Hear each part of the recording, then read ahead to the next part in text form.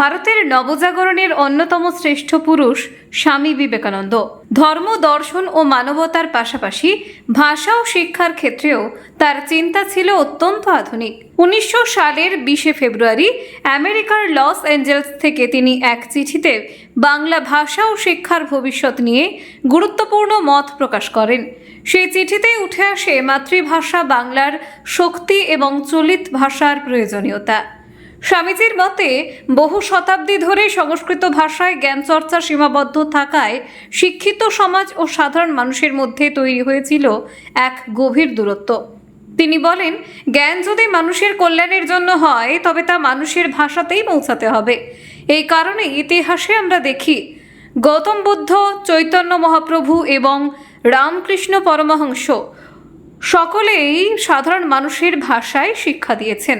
স্বামী বিবেকানন্দ মনে করতেন শিক্ষা ও জ্ঞান মানুষের মাতৃভাষাতেই সবচেয়ে সহজে বিকশিত হয়। স্বামীজি স্পষ্ট ভাষায় বলেছিলেন, পাণ্ডিত্য মানেই জটিল ভাষা নয়। যে ভাষায় মানুষ ঘরে কথা বলে, যে ভাষায় মানুষ তার আনন্দ, দুঃখ, ক্রোধ এবং ভালোবাসা প্রকাশ করে, সেই ভাষায় জ্ঞান চর্চার জন্য সবচেয়ে উপযুক্ত। তিনি মনে করতেন কৃত্রিম এবং অতিরিক্ত সংস্কৃত ঘেঁষা ভাষা মানুষের কাছে দূরবর্তী হয়ে যায়। তাই বাংলা ভাষাকে হতে হবে স্বাভাবিক, প্রাণবন্ত এবং শক্তিশালী।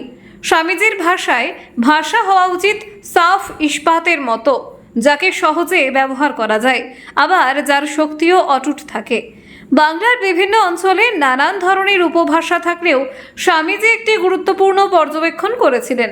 তিনি বলেছিলেন, প্রাকৃতিক নিয়মে যে ভাষা শক্তিশালী হয়ে উঠছে এবং ছড়িয়ে পড়ছে তাকে গ্রহণ করতে হবে। স্বামীজির মতে সেই ভাষা ছিল কলকাতার চলিত বাংলা।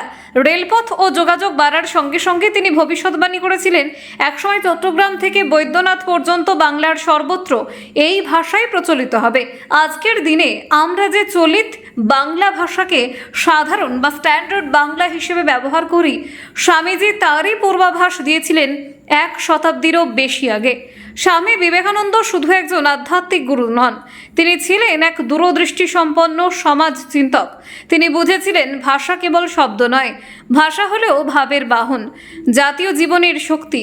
আর সেই কারণেই তিনি জোর দিয়েছিলেন মাতৃভাষায় শিক্ষা, সহজ ভাষায় জ্ঞান এবং মানুষের ভাষায় মানুষের কথা।